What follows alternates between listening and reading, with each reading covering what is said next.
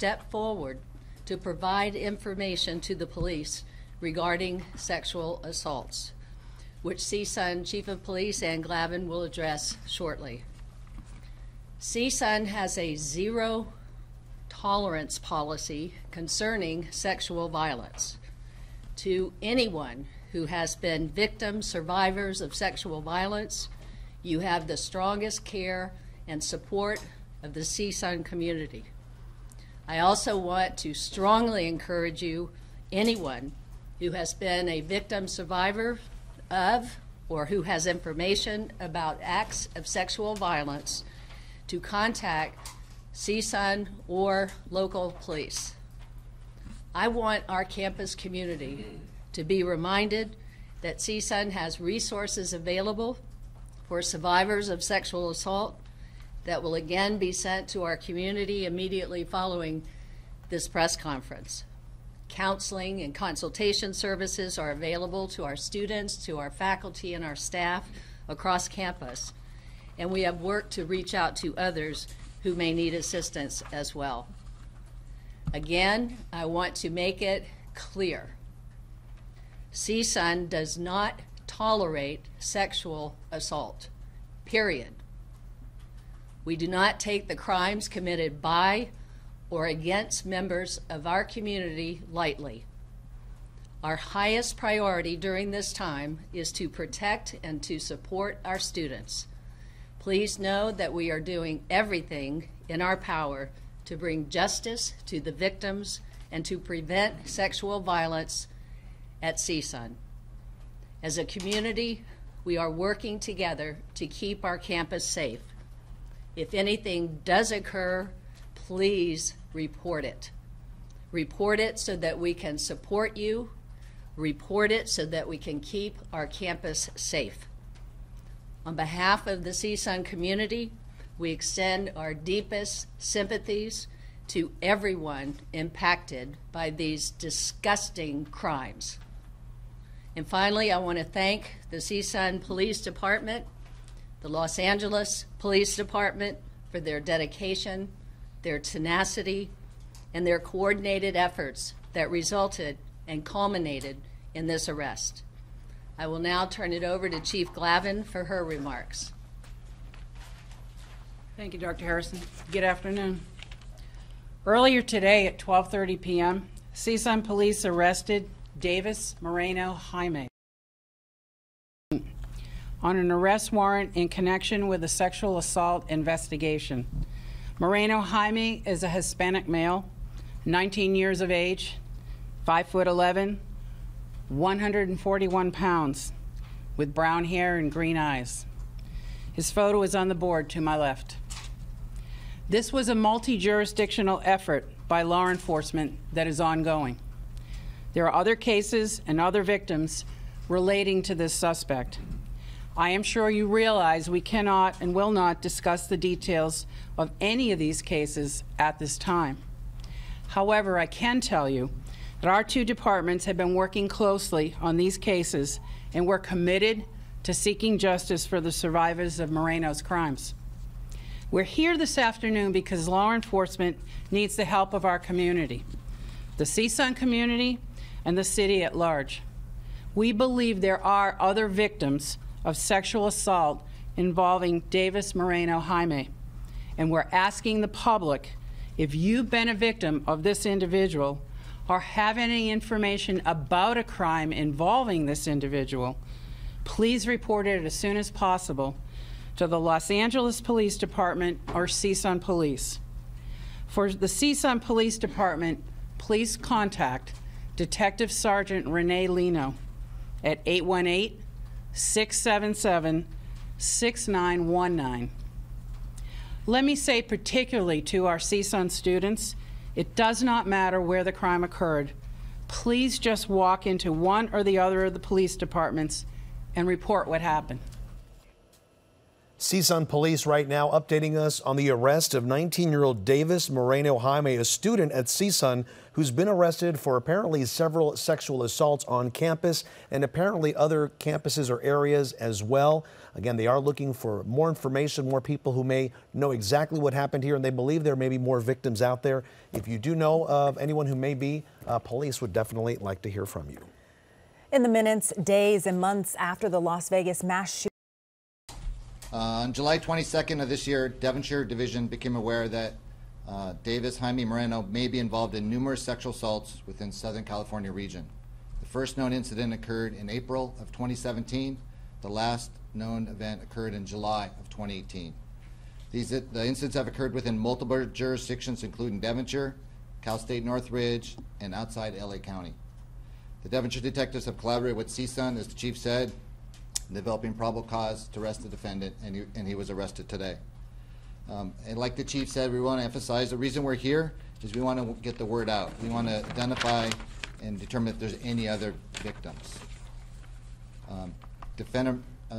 You can contact our Devonshire Sexual Assault Unit at 818-832-0609. And during non-business hours or on weekends, you can call 1-877-LEPD. Again, anyone wishing to remain anonymous, you can also call our Crime Stoppers at 1-800-222-TIPS. So it's 800-222-8477. I know there's a great deal of interest regarding this incident, but as the chief said, due to the nature of this ongoing investigation, we will not be able to discuss the nature of crimes involving the suspect and the victims, the age or gender of the victims, the number of victims, or any other information regarding this case. We want to be sensitive to the victims, the survivors in these cases, and we also don't want to contaminate an ongoing investigation. Thank you. We'll be happy to take any questions that you know how. Yes, sir. Can you tell us at least how you found him? I mean, obviously, did the victim come forward and help you with this case at the outset? Is that how that happened? Well, obviously, in that this is a multi-jurisdictional setup with a variety of victims and, again, multiple police departments, we've talked to a variety of victims and received some information from each of them. So I can't go into the details on how we exactly got him, but we did. How about linking him to all of them? Can you tell us how that was done? Through very tenacious investigation and a lot of interviews and discussion. Can you say whether or not this was someone that knew the victims? It was like a date rape type thing, or was this a dark alley kind of situation? I will say that this was not your stereotypical jumping out of the bushes kind of thing. Can you give us an idea? Are we talking about 10, 100? We're not going to discuss the number, as we said. Can you explain the nature of the suspect's MO? If it's not your stereotypical kind of case, what do these victims have in common? Well, that would be precisely a point that we don't want to discuss for rather obvious reasons. Again, our purpose is to get anyone else out there who may have been victimized by him, and telegraphing details like that is not helpful to the investigatory and interview process. You mentioned an incident, I'm sorry, in 2017 and 2018 that you know of. How many more are you aware of that allegedly took place, and how many do you think there could be that you don't know of? We don't have a number. We simply have reason to believe there are other victims. So, but to be clear then, there are two incidents you will speak of. April 2017 and July 2018, right? No, I would say those are the beginning and the most recent, the oldest and most recent. You said they were happening between these dates. I don't mean to sound rude, but how does telling us how many you know of actually impact your investigation? I mean, our stories, whether there's 20, there's 100, there's 3. Multiple. Again, our purpose is anybody's had inappropriate contact with him, that's what we're looking for. That's where we need your help to get the word out. I think that's kind of what we're getting to in terms Yeah. of the MO. What do people who may be watching this need to know about how he operates and how they may have interacted with him? I guess is what we're asking. Also, when victims know, I mean, if there's 2 victims or multiple or dozens, that could also encourage them to come out if they know it's not just one more you're looking for. That as well. If I know I want to come out and I find out there may be 30, I may be more emboldened because I'm like, okay, I'm not alone. It's impossible to know the exact number. we have reason to believe that there are other victims. And I will say to any potential victim that's out there that there is strength in numbers. There is greater strength with 2 victims than there is with 1. There is greater strength with 6 victims than there is with 3. That is what I want victims to hear. For every victim that steps forward, it takes tremendous courage to do that. I know that. I spent hours with one of the victims myself and a parent, and I know how incredibly excruciating it is. But for every single victim, know, hear me, there is strength in numbers. That is why we were standing here today. Where was he arrested, and what can you tell us about the kind of student he is? Was he involved in activities? What kind of program was he in, and how long has he been a student here? I can tell you he was arrested on the CSUN campus. That's all I will tell you. I will tell you that he is currently a suspended student athlete, and I will not say any more about his CSUN profile. Not too long ago. I do not have the exact date in my mind. Last Monday. Very recently. Last Monday. Thank you, President Harris. Last Monday. Because of this investigation? He is known to CSUN, and this particular case, all of what we're talking about has to do with sexual assault activity. That's all I'll say. Chief, since we, I guess, more or less established that this is an acquaintance sort of thing as opposed to a stranger abduction in an alley, can you tell us, is it possible that a victim may not know that they were assaulted by him? You know what I'm saying? That's what I'm trying to get to. I think it's always possible that someone may not remember the circumstances. I think we all know when we talk about, for example, issues around acquaintance rape, and when young people, particularly college students, go to parties, and if they drink and so forth, sometimes they don't remember all of the circumstances. So in answer to your question, it's possible. Obviously, we're hoping that people will. That's why we have his photograph prominently displayed here. That's why I've given his description. We're acknowledging he's a CSUN student, and it's possible. And it certainly is possible that someone may not remember. They might think maybe, but I would say to anyone who thinks maybe that they were a victim, come forward and talk to us anyway. That's what I was asking. So if somebody's come in contact with him in any social setting or otherwise, and they think that something may have happened, you want to hear from them? We absolutely want to hear from them. And I made a particular plea to CSUN students because I know very often that students don't want to come forward. They fear the criminal justice system. I don't want them to think that far ahead as to, well, if I come in across the threshold of the LAPD or CSUN PD, I'm totally obligated all the way through a prosecutorial process. That's not the case. Just come in and tell us your story. That's what we want right now. The rest is subject to discussion, and that's later. So come tell the story. So there could be incidents outside of LA County, any particular regions or counties that you can identify? I can't. I deal with CSUN. I defer to the captain on that one. There's multiple agencies involved, and we'll go beyond that. Is anything that happened here connected to the team he was playing for, any athletics on campus? He's just a student athlete. That's all I'll say. I'm not going to draw a deeper connection than that. Two questions. Clarification. What's his name? Davis Moreno Jaime? Jaime Moreno. Davis is his first name. His last name is hyphenated Moreno Jaime. And then, Yes. is there any comment on the fact that, this is, some people are going to find this unique. He's a student, wanted on potentially multiple sexual assault incidents, and this is a college student. Is there any comments or thoughts about that? Yeah, my comment would be this is not at all unusual anywhere in the United States, sadly. And it's something that probably every college and university in America is working really hard to try to stop and to educate our students. And to having good judgment and making good choices and protecting yourself and all of the things that go with that safety. But I think we all know that this topic is much discussed in higher ed, in the military, and in other forums where we see this tremendous problem. Does he have any priors? I'm not going to go into his background. There was an arrest in May over an alleged sexual assault incident on campus. I'm not going to discuss that level of detail. Sorry. Why can't you discuss? I can't, I am not going to talk about internal judicial process. So is the case in May at all related to this arrest? I am not going to draw bright lines with internal judicial process in anything that we've done today. Can't do that. Did you have your hand up? On campus today at noon.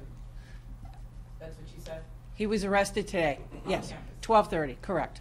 Is it student housing? Is it in student housing? No, it was not. That's as far as I'm going to go. Don't probe any further on that. Yes.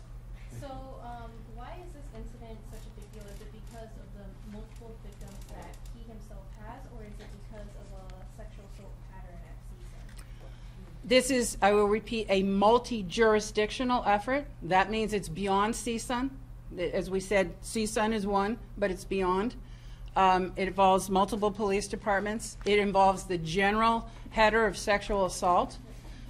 We know we have multiple victims in multiple cases, we collectively, but we have much reason to believe there may well be other victims wherever they are, And we're not saying they're all at CSUN, they're all outside the city, they could be anywhere, in that this is multi-jurisdictional. Okay, so just to clarify, so this press conference, is it, I know it's because of him, but is it solemnly because of him and the victims that he has harmed, or is it because of overall, a pattern of overall sexual assault cases? No. Well, we're talking about sexual assault. And we're talking about the fact that, you know, he has been now arrested, and that across the board there are sexual assault cases. And again, we're trying to reach out to see, are there other people who recognize this person and either believe they maybe have been a victim, might be, or were, and they've been afraid to come forward. What are the charges he's facing? I'm going to leave that to the captain since that was an LAPD warrant. Ruben, you want to comment on that, or what? He was arrested for rape. There's an arrest warrant for rape. So What? it, Can you go in front of the mics, please? He's arrested for to, what? yeah, the arrest warrant today was for rape.